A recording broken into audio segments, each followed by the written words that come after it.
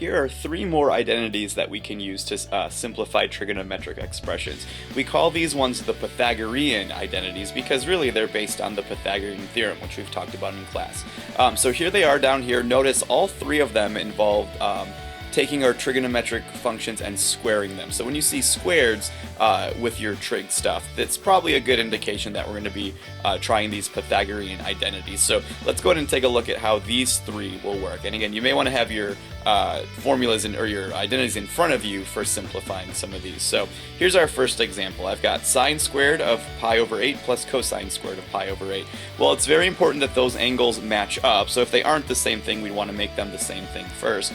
And looking back at my identities, I see that I have one about sine squared plus cosine squared. Sine squared plus cosine squared, as long as your angle is the same, is always equal to just 1. So this will simplify to just 1, no matter what those angles are, as long as they match up.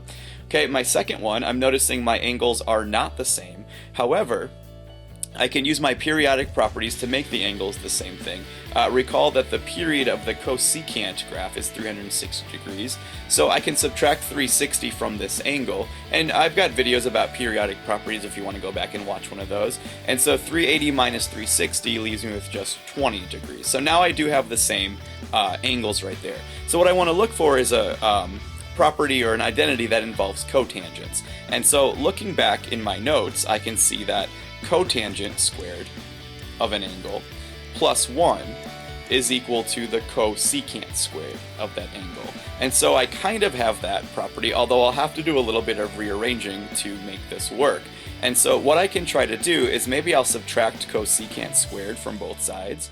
And so I'd be left with cotangent squared of theta minus cosecant squared of theta, which is what my expression up above is saying, but then that 1 needs to be moved out of there, so I could also subtract 1, which means cotangent, I'm just rearranging terms here, so cotangent squared of theta minus cosecant squared of theta, whatever that angle happens to be, should be equal to -1. So this identity will, or this expression will simplify down to just -1 using that identity. Let's take a look at if you think these are tough, let's take a look at a couple more that are even more involved in these last two examples. Okay, so I've got the sine squared of pi over 12 plus 1 over the secant squared of pi over 12. Well, both angles are the same, so that's good news, but I definitely don't have an identity that involves all this wackiness over here. So I think what I'll do is just kind of focus on this piece, and using some inverses, using some reciprocals, which we looked at a couple videos ago, I know that the reciprocal of secant is just cosine, and so maybe I'll rewrite this problem as sine squared of pi over 12 plus the cosine squared of pi over 12, since that is just the reciprocal of secant, and if this one's squared, then that just means cosine will be squared. And now I see that I do have one of my identities. Since I've got sine squared plus cosine squared, that identity said this is going to be equal to just 1. So even though it looks like an awful problem, it just simplifies down to 1. And then here's our very last example, definitely the most involved one we've seen. So first thing I'm going to do is I'm going to try to make all my angles the same. Using my even-odd properties, I know that a cosine is an even function, which means this negative sign in here doesn't really matter. The cosine of -15 is the same thing as the cosine of +15. So I'll just swap that out right away. Same is true for the reciprocal of cosine, which is secant. So secant of -15 would be the same thing as the secant of +15. So there's everything with the same angle now. They're all 15s. And maybe I'll start with this back piece, because we kind of did that on the last example. 1 over the secant squared is the same thing as just cosine squared, using some reciprocal identity properties. So this would be the same thing as the cosine squared of 15 degrees. Okay, so that part's not too terrible. Let's take a look at this first piece.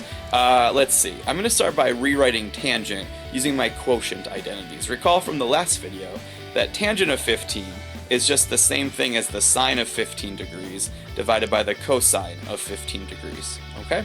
And then let's see what happens. I'm going to leave the other two pieces the same. And we may not, you may not know to do that, but I know what's going to happen once we do this. So I'm going to choose to leave those the same. Part of these problems is just kind of figuring out ideas that work and trying strategies if your idea doesn't work.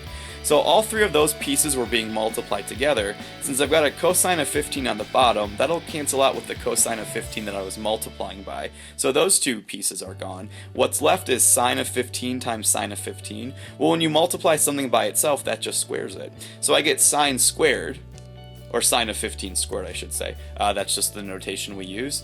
So all this first part just works out to be sine squared of 15.